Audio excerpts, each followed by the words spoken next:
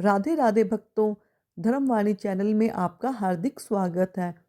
आज हम आपको सुनाने जा रहे हैं माघ मास की पावन जया एकादशी की दिव्य कथा। जिस एकादशी का व्रत करने से पापों का नाश और भूत प्रेत नकारात्मक शक्तियों से व दुखों से मुक्ति प्राप्त होती है। माघ मास की शुक्ल पक्ष की यह एकादशी भगवान श्री हरि विष्णु को अत्यंत प्रिय है। शास्त्रों में कहा गया है कि जो भक्त श्रद्धा और नियम के साथ जया एकादशी का व्रत करता है उसे मोक्ष का मार्ग सरल ही प्राप्त हो जाता है। तो आइए धर्मवाणी चैनल पर श्री हरि नारायण का स्मरण करते हुए जया एकादशी की पावन कथा का श्रवण करते हैं। भगवान श्री कृष्ण ने धर्मराज युधिष्ठिर से कहा, हे राजन, माघ मास के शुक्ल पक्ष में जो एकादशी आती है उसका नाम जया है। यह सब पापों को हरने वाली उत्तम तिथि है। यह पवित्र करने वाली, पाप नाश करने वाली तथा मनुष्यों को भोग और मोक्ष प्रदान करने वाली है। यह ब्रह्म हत्या का पाप भी दूर करने वाली है। एक बार देवराज इंद्र की सभा में अप्सराएं नृत्य कर रही थी। वहां प्रसिद्ध गंधर्व पुष्पवंत अपनी पुत्री पुष्पवती के साथ गान कर रहा था। साथ ही गंधर्व चित्रसेन की पत्नी मालिनी और उसका पुत्र माल्यवान भी उपस्थित थे। माल्यवान और पुष्पवती एक दूसरे को देखकर मोहित हो गए और वे दोनों सभा में ही काम वासना से भरकर एक दूसरे के साथ अनुचित व्यवहार करने लगे। इससे इंद्र को बहुत क्रोध आया। उन्होंने दोनों को श्राप दिया कि तुम स्वर्ग से दूर हो जाओ और पृथ्वी पर पिशाच योनि में जन्म लो। इंद्र के शाप से दोनों हिमालय पर्वत पर पिशाच बनकर दुख भोगने लगे। वे भयंकर कष्ट में थे, भूख प्यास और ठंड से पीड़ित थे। पूरी रात नींद नहीं आती थी। एक दिन पिशाच यानी जो माल्यवान ने अपनी पत्नी पुष्पवती से कहा, न मालूम हमने पूर्व जन्म में कौन कौन से पाप किए कि जिससे हमें ऐसी दुखदाई योनि मिली। नरक और पिशाच योनि दोनों ही अत्यंत कष्टदायक होती हैं। ऐसे ही दुख में वे दोनों सूखते जा रहे थे। देवयोग से उन्हें माघ मास की शुक्ल पक्ष की जया एकादशी प्राप्त हुई।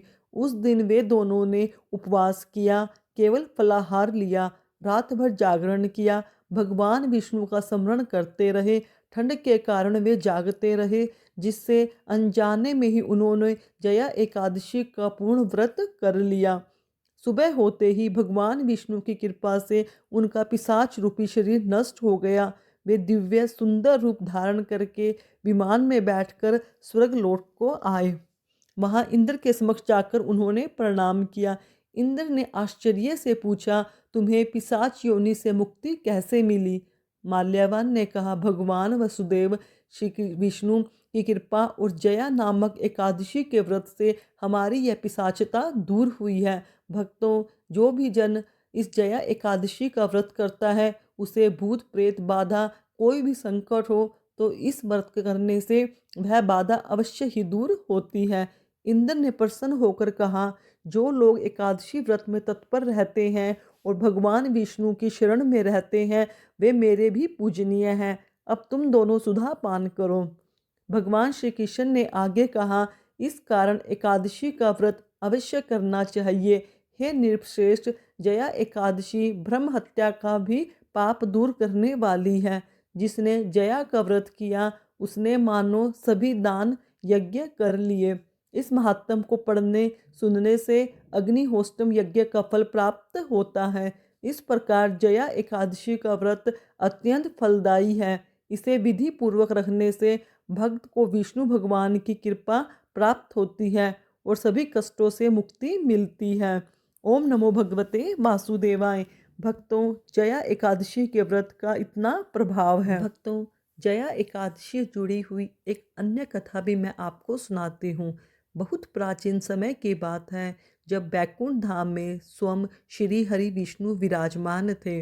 देवता, ऋषि और महर्षि प्रतिदिन भगवान के दर्शन को आते, पर उस दिन बैकुंठ में एक विचित्र शांति छाई हुई थी। माता लक्ष्मी ने देखा कि श्री हरि विष्णु गहन ध्यान में लीन हैं। नेत्र अर्ध निर्मित हैं और उनके मुख पर गंभीर करुणा है। माता लक्ष्मी ने विनम्र स्वर से पूछा, प्रभु, आज आपके हृदय में कैसी चिंता है? भगवान ने नेत्र खोले और बोले, देवी, माघ मास की जया एकादशी निकट है। धरती पर ऐसे अनेक जीव हैं जो अज्ञान, भय और पापों से ग्रसित हैं, परंतु उनमें भक्ति का बीज छिपा हुआ है। यदि उन्हें एक अवसर मिल जाए तो वे भी मुक्त हो सकते हैं। यह कहकर भगवान कुछ देर मौन हो गए। उसी समय पृथ्वी लोक में एक नगर था, धर्मपुर। वहाँ एक निर्धन लेकिन सच्चा भक्त रहता था जिसका नाम था हरिदास। हरिदास पर कई जन्मों के पापों का भार था। उसे बिना कारण भय सताता, रात्रि में भयानक स्वप्न आते और जीवन में कोई शांति नहीं थी।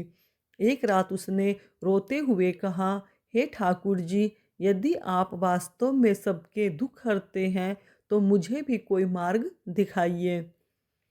उसी रात हरिदास को स्वप्न आया। स्वप्न में उसने देखा, पीताम्बर धारण किए, शंख चक्र गदा और पद्म लिए भगवान विष्णु स्वयं प्रकट हुए।